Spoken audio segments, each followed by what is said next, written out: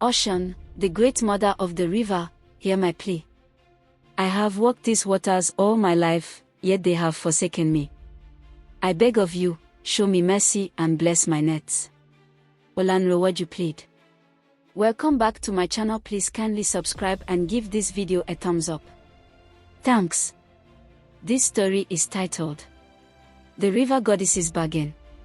Once upon a time, in the heart of a small village, nestled along the banks of a powerful river, lived Olanrewaju, a fisherman known for his unwavering dedication to his family. Day after day, he cast his nets into the water, hoping for a bountiful catch, yet the river seemed to turn its back on him. Fish became scarce, and Olanrewaju's once thriving business dwindled to almost nothing.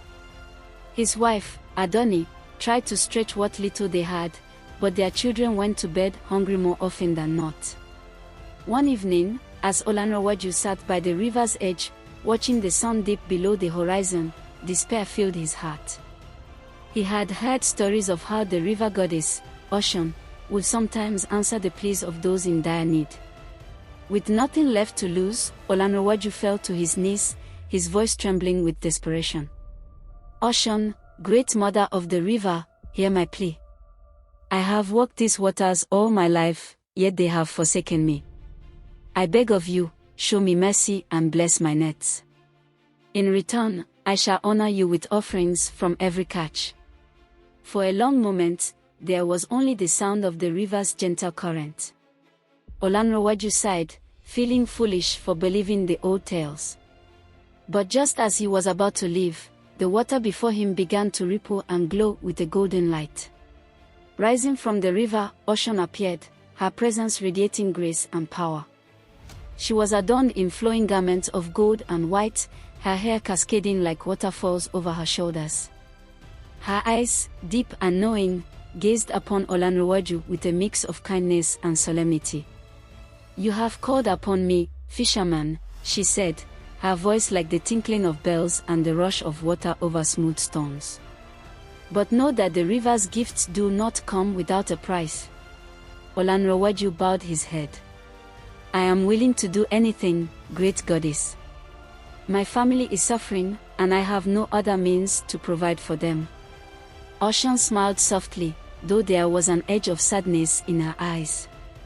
I shall bless your nets, Olanrewaju. Your catches will be plentiful, and your family will know no hunger. However, in return, you must bring to me the firstborn child of your household when she reaches the age of 12. This is the price of my favor. Do you accept? Olanrewaju's heart pounded in his chest. His firstborn, Abeni, was only 7 years old, a bright and curious child who often joined him by the river, asking endless questions about the fish and the water. To part with her seemed unthinkable. Yet, the thought of watching his family starve haunted him more. I accept, great goddess, he whispered, tears blurring his vision. I will honor our bargain. With a nod, Osun disappeared back into the river, and the golden light faded. True to her word, the next morning Olanrewaju's nets were heavy with fish, more than he had ever caught before. The village buzzed with talk of his sudden change in fortune, and his family's plight turned into prosperity. Every day, Olanrewaju offered the first fish of his catch to the river, thanking Osun for her blessing, but in the back of his mind, the promise he made lingered like a shadow. Years passed, and Abeni grew into a beautiful and intelligent young girl. She was the pride of her family, always eager to learn and help her parents. As her 12th birthday approached, Olanrewaju's heart grew heavier with each passing day. He could not bear the thought of fulfilling his bargain with Osun, yet he knew the consequences of breaking a promise to a deity. On the eve of Abeni's 12th birthday, Olanrewaju took her to the river under the guise of a fishing trip. He watched her skip stones across the water, her laughter echoing through the air. As she played, Olanrewaju called out to Osun once more, his voice filled with a mix of dread and hope. Osun, great mother, I have come to honor our bargain. But I beg of you, take anything else, my wealth, my health, even my life.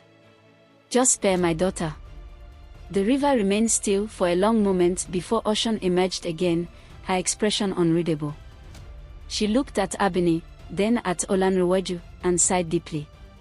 Olanrewaju, your love for your daughter is evident, and I am not without compassion. However, a bargain made cannot be undone. But there is another way. Olanrewaju's eyes widened. Please, tell me what I must do. Osun gestured to the river, which began to churn and swirl. You must prove that your bond with Abani is stronger than any promise. You must walk into the river and let it carry you. If your heart remains true, you will find Abani on the other side, unharmed. But should you falter or doubt, the river will take you, and your daughter will remain with me. Without hesitation, Olanrewaju stepped into the water. It was cold and swift, pulling at him with a force that nearly knocked him off his feet. He focused on Abini's face, her smile, and the sound of her laughter. As the current grew stronger, threatening to drag him under, he pushed forward, every step a battle against the river's might. The water rose to his chest, then his neck, but Olanrewaju kept his eyes on the far shore. His muscles ached, and his breath came in ragged gasps, but he did not falter. He would not lose Abini. Not to the river, not to anyone. Suddenly, the current slowed, and the water began to recede. Olanrewaju found himself standing on the opposite bank, Abini running toward him with tears in her eyes. He knelt down, embracing her tightly as Osun watched from the river's edge. You have proven your love and your courage, Olanrewaju, she said, her voice gentle. The bond you share with your daughter is stronger than any bargain.